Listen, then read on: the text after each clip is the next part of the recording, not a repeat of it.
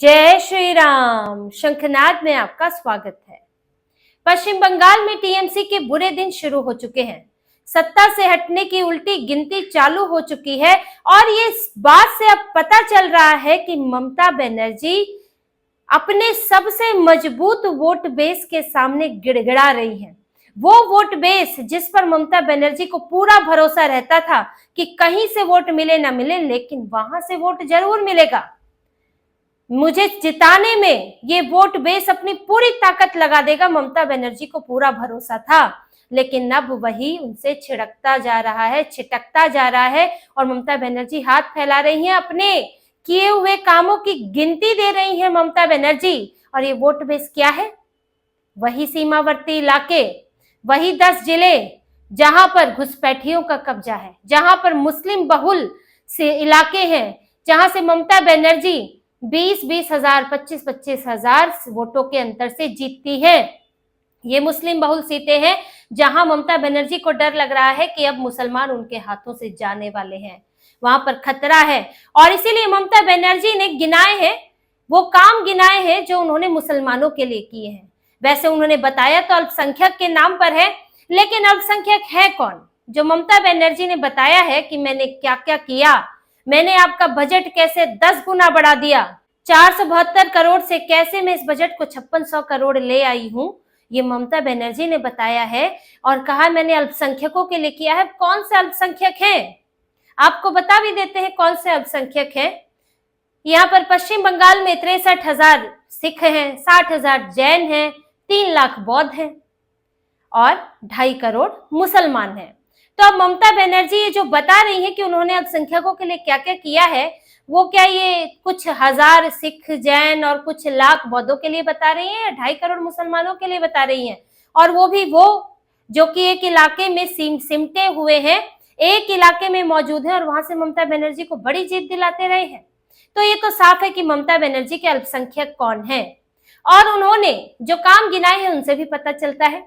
ममता बनर्जी ने पहले तो ये बताया कि उन्होंने कैसे 2010-11 में 472 करोड़ का बजट था, जब वो सत्ता में आई थी तो उन्होंने अल्पसंख्यकों का बजट क्या बढ़ा दिया, अभी 2025-26 तक 10 गुना बढ़ा के 5600 करोड़ बजट कर दिया है। और इनके अल्पसंख्यक विभाग में कौन है मंत्री? सिद्दीकुल्ला चौधरी, और वो जमीयत उलेमा हिंद एक किसी तरह का कोई संगठन है, उसके अध्यक्ष भी हैं। तो किसके लिए काम कर रहे हैं साफ दिख रहा है। इसके अलावा इन्होंने बताया कि मैंने 4,85,000 विद्यार्थियों को स्कॉलरशिप दी है, जिसमें 10,000 करोड़ का बजट आया है। 30 लाख विद्यार्थियों को लोन दिया है और उच्च शिक्षा के लिए मेधाश्री स्कीम के तहत दिया गया है, जिसमें अल्पसंख्यकों और ओबीसी को दिया गया है। अब ये सबको पता है कैसे मुसलमानों को ओबीसी के रास्ते बैकडोर से डाला जाता है, ओबीसी के नाम पर रिजर्वेशन दिया जाता है। तो इसमें भी ये मुसलमानों के पास क्या। और इन्होंने ममता बनर्जी ने क्या क्या बताया है, ये मैं आपको इसलिए बता रही हूँ क्योंकि आपको पता चलेगा कि कैसे एक एक चीज गिना रही है मुसलमानों को कि मैंने आपके लिए ये किया, ये भी किया, ये भी किया और ये भी किया, और आप जो है अब मुझे छोड़कर जा रहे हैं। आप लोगों को ये याद नहीं है मैंने आपके लिए कोलकाता की जनता का पैसा जो है आप पर कैसे लुटा दिया, धर्म के नाम पर मैंने कैसे खर्च किया, ये सब बता रही हैं। और क्या क्या किया है आप ये भी देखिए। ममता बनर्जी ने बताया है, जैसा कि बजट मैंने आपको बताया 2010-11 में 472 करोड़ था, 2025-26 में 5602 करोड़ का बजट हो गया है, 10 गुना का बजट हो गया है। अब इन्होंने 15 सालों में 16 लाख लाभार्थी हैं इनके सेल्फ एम्प्लॉयमेंट स्कीम के, जो कि अपना काम शुरू करना चाहते हैं। ऐसे 16 लाख लोगों को ममता बनर्जी ने पैसे दिए हैं, जिस पर खर्च हुआ है 3,926 करोड़ रुपया। 4500 करोड़ सिर्फ मुस्लिम बहुल इलाके में खर्च किए गए हैं बुनियादी ढांचे पर, ये ममता बनर्जी ने बताया। यानी कि सड़क, पुल, स्कूल, अस्पताल, ये भी इन्होंने धर्म देख के खर्च किया है। और ये साफ बताया कि मुस्लिम बहुल इलाकों में इन्होंने खर्च किए हैं। तो आपको कंफ्यूज नहीं होना है कि सिखों पर किए हैं, जैन पर किए हैं कि बौद्ध पे किए, मुसलमानों पर किए हैं। उन 10 सीमावर्ती जिलों में इन्होंने पुल बनाए, स्कूल, अस्पताल बनाए, 4500 करोड़ खर्च किए हैं। और इन्होंने क्या बनाया, ममता बनर्जी बता रही है, इंग्लिश मीडियम मॉडल मदरसा बनाए हैं, आलिया यूनिवर्सिटी का कैंपस बनाया है, न्यू टाउन और पार्क सर्कस में इन्होंने हॉस्टल का खर्चा उठाया है अल्पसंख्यकों का, उर्दू को आधिकारिक भाषा बनाया है ऐसी जगह पर जहां पर 10% उर्दू बोलने वाले लोग हों, यानी कि 10% जहां पर भी मुसलमान है वहां उर्दू को आधिकारिक भाषा बना दिया। और आधिकारिक भाषा बना दिया यानी कि स्कूल में पढ़ाई जाएगी, टीचर चाहिए होगा, टीचर में नौकरी किसे मिलेगी? मुसलमानों को। नया हज हाउस बनाया है न्यू टाउन एरिया में कोलकाता में, ये भी ममता बनर्जी ने बताया। तो अब ममता बनर्जी खुल कर बता रही हैं कि उन्होंने क्या क्या किया है मुसलमानों के लिए। आखिर क्यों बताना पड़ रहा है? क्या पिछले चुनाव में आपने सुना था ममता बनर्जी ने बताया था?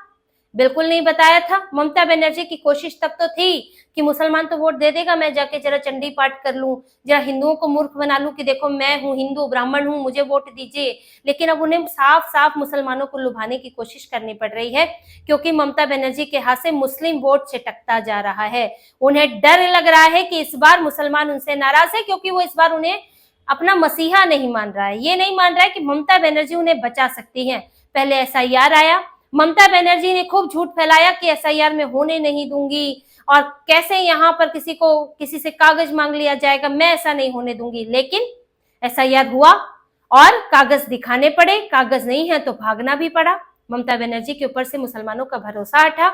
दूसरा, ममता बनर्जी ने वक्फ बोर्ड का जो नया वक्फ संशोधन बिल लागू हुआ उसको वो कुंडली मारकर बैठी रही कि मैं स्टेट में लागू नहीं होने दूंगी। कुछ उन्होंने कोई कदम उसके लिए नहीं बढ़ाया। और जब वक्फ संशोधन बिल की, जो वक्फ बोर्ड की जो संपत्तियां उम्मीद ऐप पर डालनी थी और उसका पंजीकरण वगैरह दिखाना था, तो उसमें मात्र 1 हफ्ता बचा था, 5 दिसंबर आखिरी डेट थी। तो ममता बनर्जी ने आनन फानन में 28 नवंबर को इनके अधिकारी सर्कुलर जारी कर रहे हैं कि वक्फ बोर्ड अपनी संपत्तियां अपलोड करे। 1 हफ्ते में कैसे करेंगे? 6 महीने का काम था। कई राज्यों का तो 6 महीने में भी नहीं हुआ है, तो 3 महीना और दिया गया है।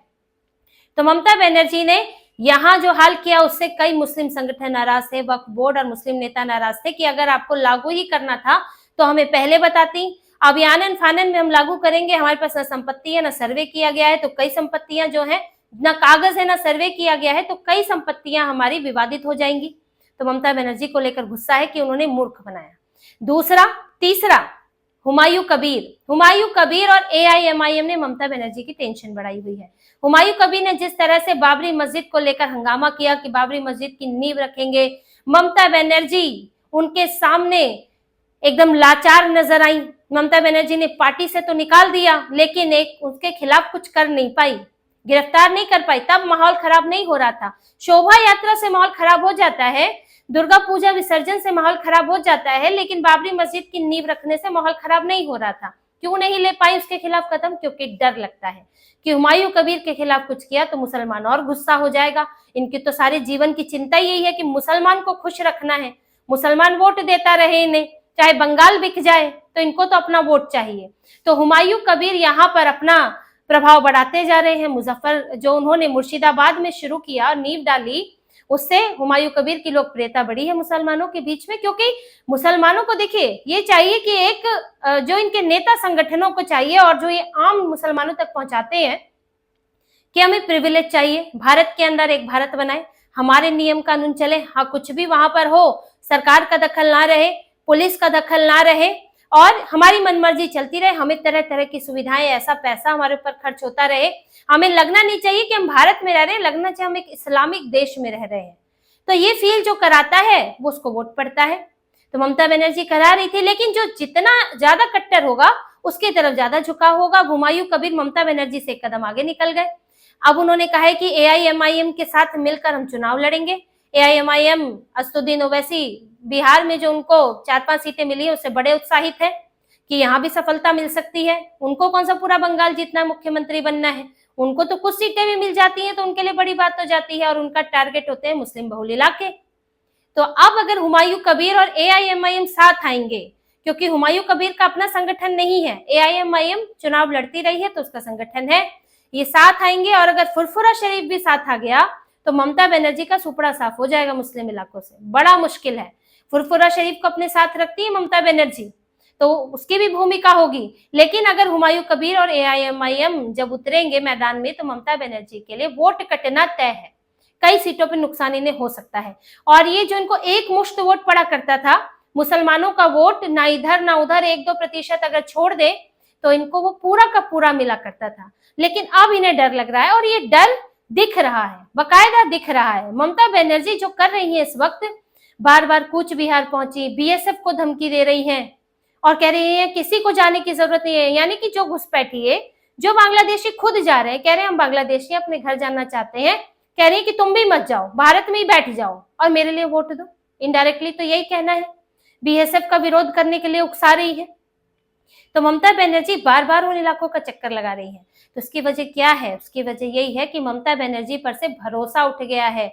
ये उन्हें लगता है कि मुसलमान अब मेरे पीछे लामबंद नहीं हो रहा है। एंटी इनकम्बेंसी है ही, ऐसा नहीं है कि एंटी इनकम्बेंसी अब मुस्लिम इलाकों में नहीं रहेगी। इनके लिए ध्रुवीकरण होता है, लेकिन एंटी इनकम्बेंसी भी साथ में चलती है। और बंगाल में है, 15-15 साल से सत्ता में है। और इस बार जिस तरह से घुसपैठियों का मामला उठा है, जिस तरह से एसआईआर का मामला उठा है, बांग्लादेशी, अब बंगाल के लोगों ने आंखों देख लिया कि बांग्लादेशी बैठे तुम्हारे राज्य में हो क्या रहा है। तो इससे ममता बनर्जी का बाकी इलाकों में भी उनका प्रभाव कम हुआ है, उनकी लोकप्रियता कम हुई है, उसका भी उन्हें डर है। दूसरा, मुस्लिम इलाकों में है ही, इसीलिए देखिए क्या क्या तरीके तक अपनाए जा रहे हैं। जैसे कि आरोप है, अभी न्यू टाउन इलाके में इको पार्क में स्लम में आग लगी है और बीजेपी का आरोप है ये इसलिए लगाई गई है, ये मुस्लिम बहुल इलाका है और ये जानबूझ के किया गया है क्योंकि इस इलाके से जो वोट कटे हैं, जो एसआईआर में वोट रिमूव हुए हैं, उसमें अधिकतर मुसलमान है यहाँ से। और जो मैंने आपको हज हाउस बताया वो यही बनाया है इन्होंने, आलिया यूनिवर्सिटी कैंपस में न्यू टाउन में इन्होंने बनाया है। तो यहाँ पर मुसलमानों की ठीक ठाक संख्या है। अब ये कहना है भाजपा का कि यहाँ पर कईयों के वोट कटने वाले हैं क्योंकि उनके पास कागज नहीं है। लेकिन अब जब आपकी बस्ती जल जाएगी तो आपको एक सुविधा मिल जाती है आगे चलकर कि भाई हमारे कागज तो जल गए थे, हमारा वोटर आईडी जल गया था तो नहीं, मिला तो नहीं, इस बार आप एसआईआर में आपका नाम बाहर हो गया। लेकिन कल को आप जाएंगे, बोलेंगे जी हमारे पास तो था लेकिन हमारा जल गया जी, आधार कार्ड भी जल गया और अब हमें नया चाहिए। तो अगर ममता बनर्जी ही सत्ता में रही तो मिल जाएगा उन्हें, या हो सकता है ममता बनर्जी आने वाले कुछ समय में भी व्यवस्था करने की कोशिश करें उनके लिए। चुनाव आयोग को नजर रखनी पड़ेगी। तो ये बीजेपी का आरोप है कि ये जो आग लगाई गई है वो बहुत सोच समझ कर लगाई गई है और अग्निशमन की गाड़ियां जो हैं वो भी यहाँ देर से पहुंची। तो ये स्थितियां हैं। अगर ये सच है तो ये तो बहुत बड़ी बात है, ये तो बहुत बड़ी साजिश हो रही है। तो ममता बनर्जी के हाल दिख रहे हैं। बंगाल में बहुत स्थिति कमजोर है, मुसलमानों का साथ छूट रहा है ममता बनर्जी से। और एसआईआर ने इस बीच फर्जी वोट और ये जो पूरा गड़बड़ चलती थी इसके ऊपर भी नकेल कसी है, जिसके कारण ममता बनर्जी की कुर्सी अब हिलती हुई दिख रही है। तो इसी तरह की और खबरें और विश्लेषण आपके लिए लाते रहेंगे। हमसे जुड़े रहिए, सब्सक्राइब कीजिए, कमेंट कीजिए। बहुत बहुत धन्यवाद। जय श्री राम।